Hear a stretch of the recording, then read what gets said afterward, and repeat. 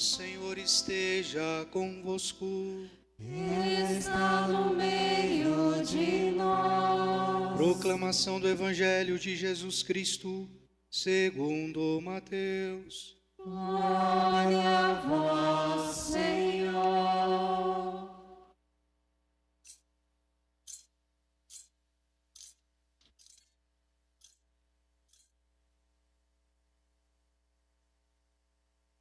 Naquele tempo, quando Jesus chegou à outra margem do lago, na região dos Gadarenos, vieram ao seu encontro 2 homens possuídos pelo demônio, saindo dos túmulos. Eram tão violentos que ninguém podia passar por aquele caminho. Eles então gritaram: "O que tens a ver conosco, Filho de Deus? Tu vieste aqui para nos atormentar antes do tempo?" Ora, a certa distância deles estava pastando uma grande manada de porcos. Os demônios suplicavam-lhe: "Se nos expulsas, manda-nos para a manada de porcos." Jesus disse: "Ide." Os demônios saíram e foram para os porcos. E logo toda a manada atirou-se monte abaixo para dentro do mar, afogando-se nas águas. Os homens que guardavam os porcos fugiram e, indo até a cidade, contaram tudo, inclusive o caso dos possuídos pelo demônio. Então a cidade toda saiu ao encontro de Jesus. Quando o viram, pediram-lhe que se retirasse da região deles. Palavra da salvação. Glória a vós, Senhor. Jesus está aqui, Tão certo como aqui eu respiro, tão certo como a manhã que se levanta, tão certo como eu te falo e podes me ouvir. Querido povo de Deus, estamos aqui hoje, então, para essa abertura do nosso novenário. O que é uma novena e o que ela significa em nossa vida? Ano passado, quem participou no passado, levante a mão do novenário aqui de São Bento. Que bênção, que maravilha, que bom que nós estamos aqui. Qual o sentido de uma novena? Quais são os frutos espirituais que da novena passada você colheu? Pensemos a novena como uma caminhada que nós fazemos, uma escada espiritual. A cada dia a gente sobe um degrau. A cada dia a gente medita, reflete, pede as bênçãos de Deus, amadurece, ouve e a gente vai crescendo espiritualmente. Para chegar no 10º dia, celebrando a grande festa. Então, novena, 9 dias de uma caminhada, 9 degraus. Se você não gosta de escada, vamos subir com força, né? Com as pernas firmes. Nessa primeira escada, nesse primeiro degrau, que é o primeiro dia da novena. Então a novena tem esse sentido, é uma caminhada de preparação. Ela não tem um sentido nela mesma. A novena prepara para celebrar aquele grande dia, aquela solenidade. Então nós estamos aqui fazendo esse itinerário de fé, essa preparação, como uma analogia, como exemplo, 9 degraus. O primeiro pé que a gente coloca hoje, pedindo as bênçãos de Deus por intercessão de São Bento. E que nós estamos aqui hoje nessa alegria. Se lá fora está frio, vamos aquecer o nosso coração. A partir da liturgia que nós ouvimos de hoje, que sentido tem para nós? Nós somos da descendência de Abraão. É por Isaac que uma descendência levará o teu nome. Somos descendentes de Abraão, Isaac e Jacó. Somos desse povo que Deus prometeu. É por isso que o salmista cantou: "Este infeliz gritou a Deus e foi ouvido." Abraão foi ouvido. Abraão tinha quantos anos quando nasceu Isaac? 100 anos. A gente pode repetir que para Deus nada é impossível. Lucas 1:37. Para Deus nada é impossível. Abraão tinha 100 anos, cumpriu a promessa. Deus cumpre a promessa na nossa vida. Graças a Deus.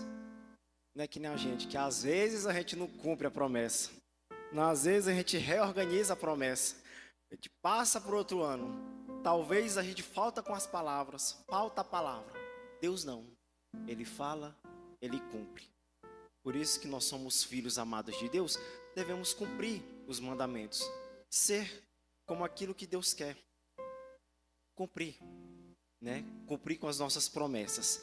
E Abraão foi abençoado. Este infeliz gritou a Deus e foi ouvido. Você tem gritado a Deus? Qual é o seu grito? Padre, não estou gritando não. Reze. Não é um grito literal. Este infeliz, ele levou as suas súplicas a Deus e foi ouvido. Padre, mas eu rezo, venho para a novena, vou para a missa, mas parece que Deus não me ouve. É Deus que não nos ouve? Ou será que eu que não estou escutando a voz de Deus no meu coração porque eu estou um pouco surdo? Será que eu não estou conseguindo enxergar as bênçãos de Deus na minha vida porque eu estou um pouco cego? Será que eu não preciso tirar essa trave e essa surdez? Ou será que Deus tem que acatar tudo que eu peço? Será que eu estou pedindo certo? Se eu peço bens e coisas, talvez Deus não vai nos conceder, porque nem sempre o que nós queremos é o que Deus quer para nós. Se a nossa oração for a do Pai Nosso, assim, seja feita a vossa vontade. Seja feita a vossa. Se é a vossa, não é a minha. Eu tenho que me conformar com a vontade de Deus. Então não deixemos de gritar. Este infeliz gritou a Deus e foi ouvido. E no Salmo tem uma coisa interessante também para nós. No último versículo. Qual o homem que não ama a sua vida?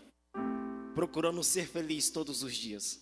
Quem quer ser feliz todos os dias? Ah, padre, mas ninguém é feliz todos os dias. Só que a nossa felicidade em Deus é uma coisa constante. Uma coisa é euforia que passa. A gente fica eufórico com certas notícias. Talvez o celular vibra com o Pix que você recebeu. Dá aquela euforia, mas ela passa. Você deita a cabeça no travesseiro, passa. Tristeza também passa. Euforia, tristeza. Agora, felicidade em Deus é uma paz. Quem tem a vida interior e uma paz, com certeza é feliz. Não está, é. Porque pode estar triste, eufórico, mas vai estar feliz. Que nós sejamos felizes todos os dias em realização com Deus. São Bento nos ensina isso no monastério. Como? Nossa vida interior. Ora et labora. Reza, trabalha, faz as coisas. Vive a vida interior. Busca essa paz que vem de dentro para fora. Quando a alegria vem de dentro, ela contagia o que está de fora. A gente não precisa falar, eu estou feliz. A gente não precisa justificar que a gente está feliz ou está bem. A paz vem preenche tanta gente que a gente não precisa dar satisfação, a gente não precisa justificar. Porque quando o riso é sincero, a gente percebe. Agora quando o riso é forçado, a gente percebe. Procuremos. Este infeliz gritou a Deus e foi ouvido. Sejamos felizes em Deus. Porque se a gente coloca a nossa felicidade nas coisas que passam, a nossa alegria também, a nossa felicidade perece. E meus irmãos, o que o Evangelho nos tem a nos ensinar? Naquele tempo Jesus chegou à margem do lago, um território estrangeiro. Vieram ao seu encontro 2 homens possuídos pelo demônio. Uma das missões de Jesus, a missão de Jesus, anunciar o reino. E para anunciar o reino, proclamar o reino de Deus que já chegou, uma das ações é o quê? Expulsar os demônios. Lembra que em Atos dos Apóstolos, os discípulos vão falar lá, nos discursos querigmáticos, de anúncio para o povo de Deus. Ele passou fazendo bem, curou todas as doenças e enfermidades e expulsou os demônios. Por que expulsar o demônio é importante e é mencionado no Evangelho? O demônio é o quê? Mal. Quando o mal é afastado, o bem vence. O reino de Deus é o quê? Bom, é bem, é graça, é bênção, não é o mal. O que o mal faz? Nos desumaniza, descaracteriza, nos adoece. Quando alguém está doente, você olha para a cara da pessoa, meu Deus, tu está pálido, está descaracterizado, cadê a vivacidade? O pecado faz isso, tira o nosso brilho. O que o mal faz com a gente? Quer nos desumanizar. E expulsar os demônios é o quê? Tirar aquilo que é ruim. E como que os demônios são expulsos? Primeiramente, eles reconhecem Jesus. O que viestes fazer aqui, Jesus Nazareno? O que tens a ver conosco, Filho de Deus? Para fazer o quê? Às vezes as pessoas próximas a Jesus não reconheciam ele. Os demônios reconhecem a autoridade de Jesus. E perguntam, o que viestes fazer aqui? Se expulsas a gente daqui, manda para os porcos. Então a missão de Jesus é anunciar o reino de Deus. E onde a luz chega, o mal dissipa. Chega no seu quarto, está um breu escuro. Você bate o dedo no interruptor. Luz. Cadê as trevas? Dissipou. Jesus é a luz do mundo. Onde ele chega, o mal dissipa. E o que esses demônios, os homens possuídos, falaram?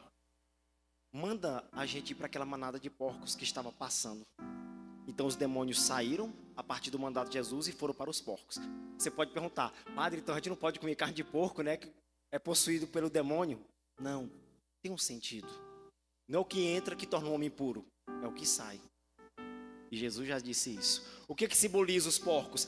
Alguns autores, teólogos biblistas, veem aqui que naquela época o Império Romano era dividido em legiões, destacamentos. Um dos destacamentos que ficava naquela região de Jerusalém, na Judéia, era o estandarte de um porco. O que o Império Romano fazia? Matava e oprimia. Poder do mal. E Jesus veio para aqueles que não têm voz e nem vez. Então Jesus expulsa o mal. E por que os demônios precipitam com os porcos no mar? E logo toda a manada atirou-se monte abaixo, para dentro do mar, afogando-se nas águas. O mar é símbolo também desse mal. Lembra que o Leviatão, o monstro, mora no mar.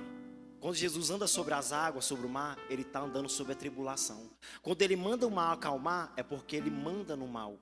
Então o mar tem esse sentido de tribulação, de mal. E quando os porcos e os demônios caem no mar, significa o quê? O mal volta para o lugar dele. Ele não fica onde a luz está.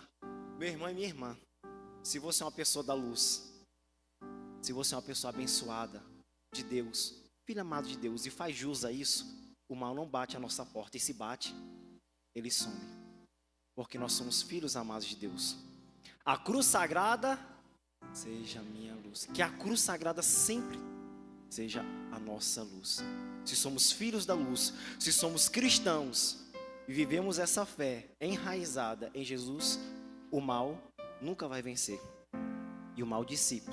E é isso o que acontece. Aonde Jesus chegava, o mal dissipava, o mal se afastava.